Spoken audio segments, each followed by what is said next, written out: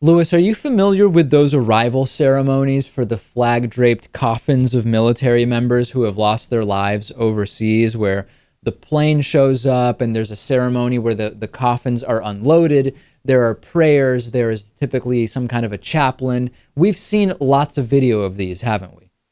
Yes, many, many times. NBC News broke the story that many of those arriving coffin ceremonies are faked, and that the planes from which the coffins are being unloaded often are not even airworthy planes that can fly. NBC News started raising questions about this, and then the Pentagon acknowledged that no honored dead were truly arriving, and that the planes used in the ceremonies often couldn't even fly, but were towed into position.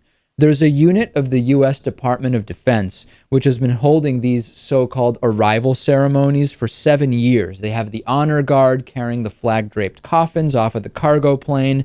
And the implication is very clear, which is that the remains of the American servicemen and women are coming back from battlefields. And this is something which has provided comfort to some. It is something which has been an opportunity to show respect to those members of the military that have lost their lives.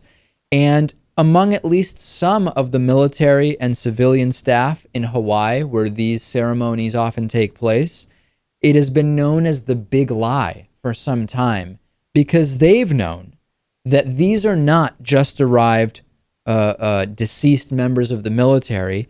These are remains, if there are even remains in every coffin, that have been sitting around in labs waiting for analysis, often for some time.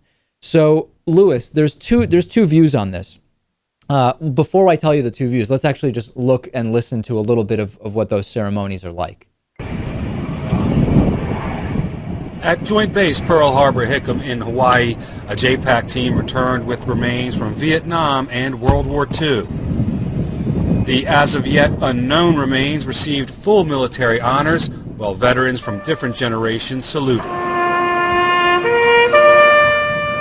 I think it's so important. It's a closure for not only the families and those that serve themselves, but to all those that are currently serving and that have served, to show that we fulfill the responsibility of bringing our folks home.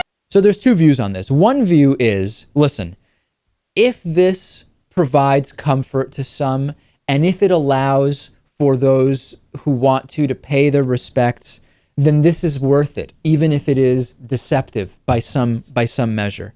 And the other side would be, this is deception.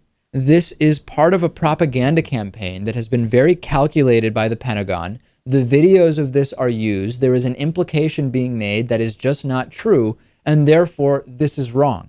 Which side do you come down on?